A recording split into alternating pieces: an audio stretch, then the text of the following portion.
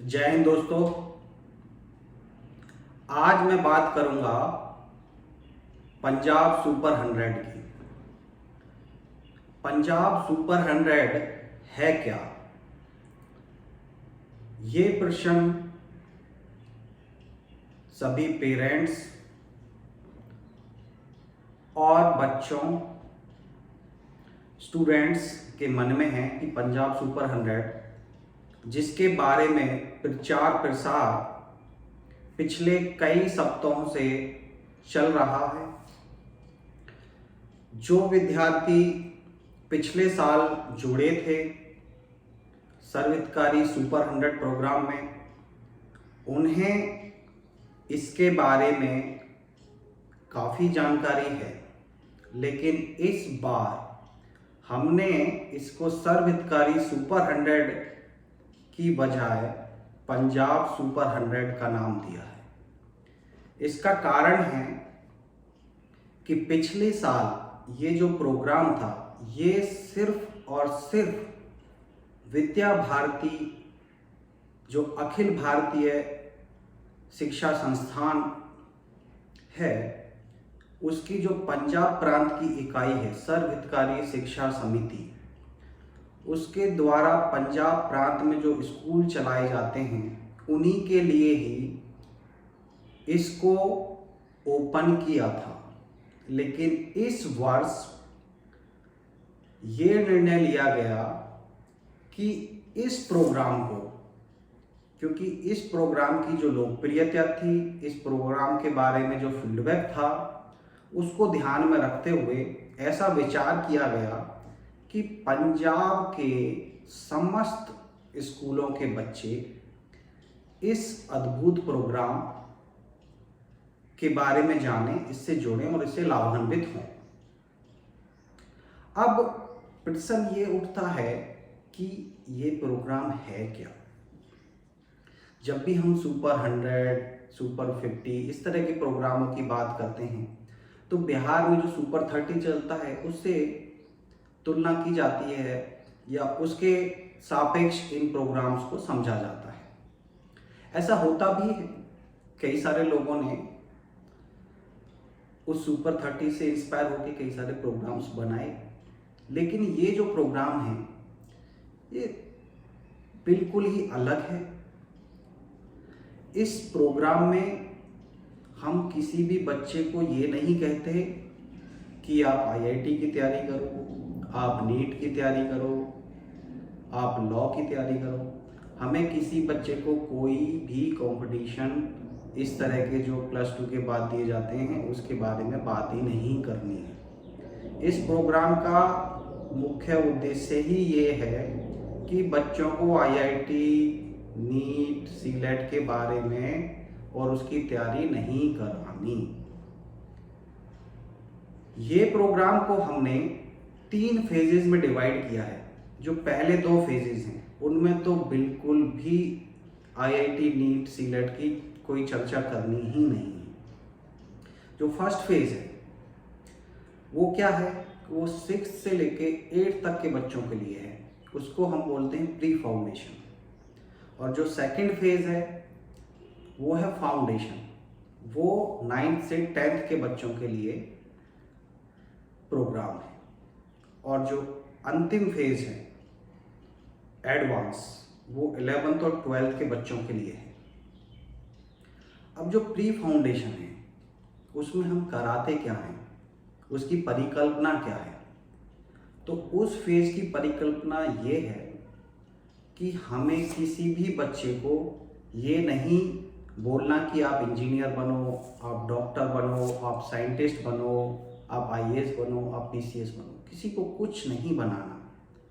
सिर्फ हमें क्या करना है कि उन बच्चों को उनके जो फंडामेंटल्स हैं, मैथमेटिक्स है, साइंस है, इंग्लिश है, सोशल साइंस है, रीजनिंग है, एनालिटिकल एबिलिटीज़ हैं, इन फंडामेंटल सब्जेक्ट्स पे जो उन फंडामेंटल सब्जेक्ट्स के स्पेशलिस्ट हैं उनके द्वारा उनको स्ट्रॉन्ग कराने के लिए प्रयास किया जाता है। दूसरा, जो ये बच्चे हैं, इन बच्चों को और इनके पेरेंट्स को सिर्फ उन्हीं कैरियर्स के बारे में पता होता है जिनका इनको एक्सपोजर होता है। लेकिन ऐसा नहीं है कि जिन कैरियर्स के बारे में इनको और इनके पेरेंट्स को पता है बस वही कैरियर्स हैं। मैंने एक पिछले दिनों सूची बनाई, काफ़ी रिसर्च के बाद जो इस दुनिया में एग्जिस्टिंग प्रोफेशंस हैं वो तकरीबन 109 में लिस्ट किया। और ऐसा नहीं है कि 109 ही हैं, और भी हो सकते हैं, और भी हम एक्सप्लोर करने की कोशिश कर रहे हैं। तो 109 प्रोफेशंस मेरे हिसाब से इस दुनिया में एग्जिस्ट करते हैं।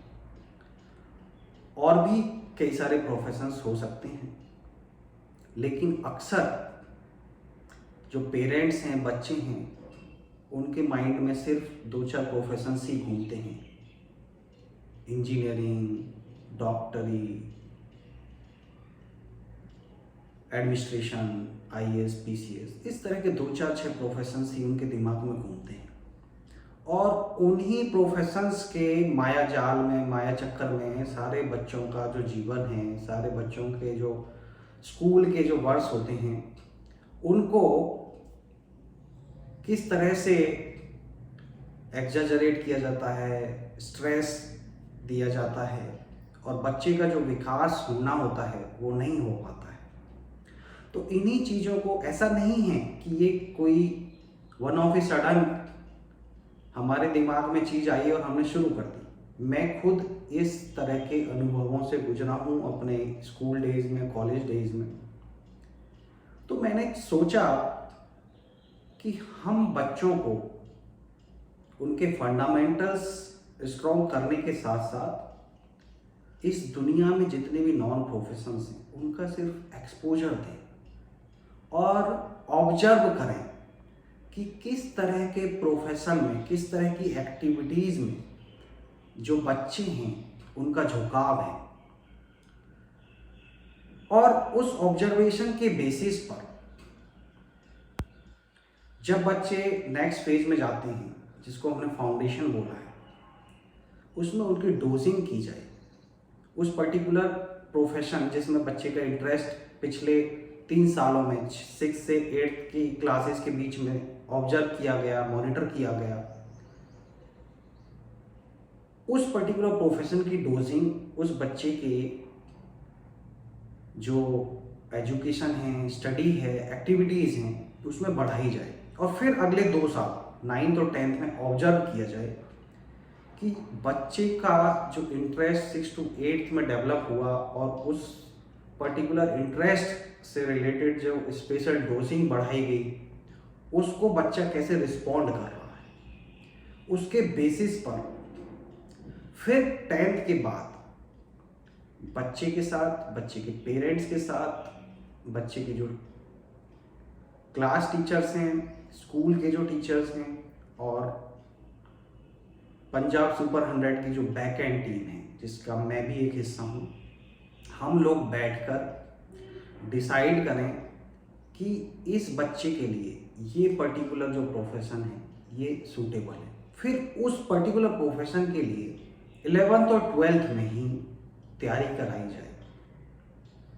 और इस तरह का जो मैकेनिज्म होगा, इस तरह का जो एक्सरसाइज हम लोग करेंगे वो डेटा बेस्ड होगी, क्योंकि 6th क्लास से लेके 10th तक 5 इयर्स का डेटाबेस हमारे पास होगा।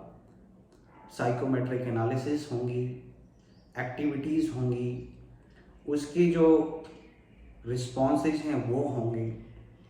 तो ये जो डेटा बेस्ड एनालिसिस होगी, एक्टिविटी बेस्ड एनालिसिस होगी, ये काफ़ी हद तक सटीक होगी और उसके अकॉर्डिंग ही 11th और 12th में बच्चे को एडवांस ट्रेनिंग दी जाएगी, उनकी ग्रूमिंग की जाएगी।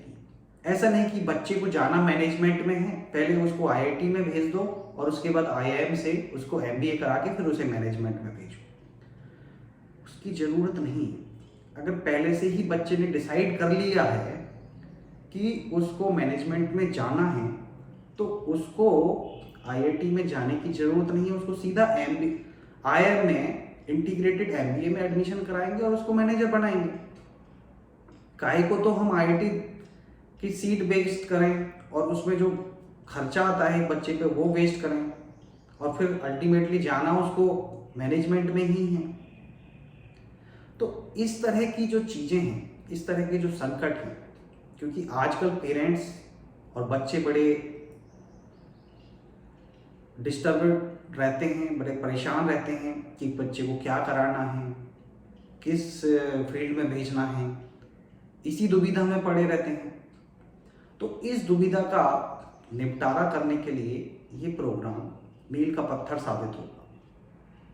इस प्रोग्राम के माध्यम से बच्चे की जो रियल एनर्जीज हैं, जैसे साइंटिफिक एनर्जी होती है, आर्टिस्टिक एनर्जी होती है, बिजनेस और एडमिनिस्ट्रेटिव एनर्जी होती है, तो इन 3 एनर्जीज में से किस एनर्जी का समावेश उस पर्टिकुलर स्टूडेंट के लाइफ में, उस पर्टिकुलर स्टूडेंट में है, उसको पॉइंट आउट करना प्री फाउंडेशन में, और फाउंडेशन में उसको स्ट्रेंथन करना, और फिर एडवांस में उसको लॉन्च करना। उस पर्टिकुलर एनर्जी से रिलेटेड जो प्रोफेशन उस बच्चे का बनता है, जिसमें उसका इंटरेस्ट है, उस पर्टिकुलर प्रोफेशन को लॉन्च करना, उस पर्टिकुलर प्रोफेशन के लिए उसको तैयार करना। ये इस प्रोग्राम का विचार है, ये इस प्रोग्राम की सोच है, और इस प्रोग्राम की इन सोच और इन ऑब्जेक्टिव्स के साथ हमने इसको पिछले साल लॉन्च किया सर्वहितकारी सुपर 100 के नाम से, और उसके बड़े अच्छे परिणाम आए। काफ़ी लोगों ने इसको अप्रिशिएट किया। कुछ समस्याएं थी, वो समस्याएं अक्सर रहती हैं, उनका समाधान किया और आगे बढ़े। और इस वर्ष ये प्रोग्राम संपूर्ण पंजाब के बच्चों के लिए लॉन्च किया है। अब प्रश्न आता है कि हम जब इसे संपूर्ण पंजाब के बच्चों के लिए लॉन्च कर रहे हैं तो इसका नाम पंजाब सुपर 100 क्यों रखा? बिल्कुल जायज़ है, आना भी चाहिए ये क्वेश्चन। देखो, ये प्रोग्राम पूरे पंजाब के बच्चों के लिए हम रन करना चाहते हैं और कर रहे हैं, लेकिन जो क्लासरूम टीचिंग होगी वो उन 100 बच्चों की होगी।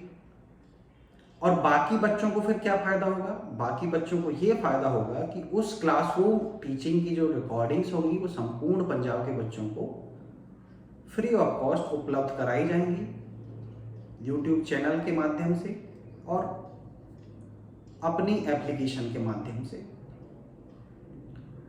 उसके बाद जो टेस्ट सीरीज होंगी वो भी संपूर्ण पंजाब के बच्चों के लिए उपलब्ध कराई जाएंगी। और ये जो 100 बच्चों को क्लासरूम टीचिंग देने का भाव है, ये इसलिए है कि बाकी बच्चों में भी एक हेल्दी प्रतिस्पर्धा का भाव जागृत हो कि अगर वो भी अच्छा परफॉर्म करेंगे, वो भी जो मंथली टेस्ट होगा उसमें टॉप सुपर 100 में आएंगे, तो उनको भी भविष्य में जो सुपर 100 की जो क्लासरूम टीचिंग होगी उसका हिस्सा बनने का मौका मिलेगा। तो इसलिए एक हेल्दी प्रतिस्पर्धा बनी रहे, संपूर्ण बच्चों को इसका लाभ हो, क्योंकि क्लासरूम टीचिंग हम तो सभी को देना चाहते हैं, लेकिन इतना बड़ा इंफ्रास्ट्रक्चर, इतनी नंबर ऑफ फैकल्टीज का समावेश भी अपने आप में काफ़ी कॉस्टली हो जाता है, काफ़ी डिफ़िकल्ट हो जाता है। तो इसका इजी वे आउट यही है कि हम लोग 100 बच्चों को क्लासरूम टीचिंग कराएं और उसकी रिकॉर्डिंग्स और टेस्ट सीरीज संपूर्ण पंजाब के बच्चों को प्रदान करें। तो इसी के साथ मैं आप सभी पेरेंट्स से आग्रह करता हूँ और स्टूडेंट से भी आग्रह करता हूँ कि आप सभी 29 अप्रैल को पंजाब सुपर 100 का जो सिलेक्शन टेस्ट होने वाला है उसमें हिस्सा लें, उसमें अपीयर हों और देखें कि ये है क्या, कंपटीशन होता क्या है, आप पूरे पंजाब में कहाँ स्टैंड करते हो। क्योंकि इसकी जो सिलेक्शन टेस्ट की रैंकिंग होगी वो हम स्टेट लेवल पे रिलीज़ करेंगे, और जो पहले 5 टॉपर्स होंगे उनको कई तरह की स्कॉलरशिप्स भी प्रदान की जाएंगी, और उनको जो पंजाब सुपर 100 की स्टार फैकल्टीज़ हैं, विजिटिंग फैकल्टीज़ हैं, जिसमें बहुत सारे IAS, PCS, doctor, scientist, engineers हैं, उनके साथ फुल डे इंटरेक्ट करने का मौका मिलेगा। वो सभी बच्चे उन फैकल्टीज़ के साथ इंटरेक्ट कर सकते हैं, अपने फ्यूचर को लेकर, अपनी स्टडीज़ को लेकर डिस्कशन कर सकते हैं।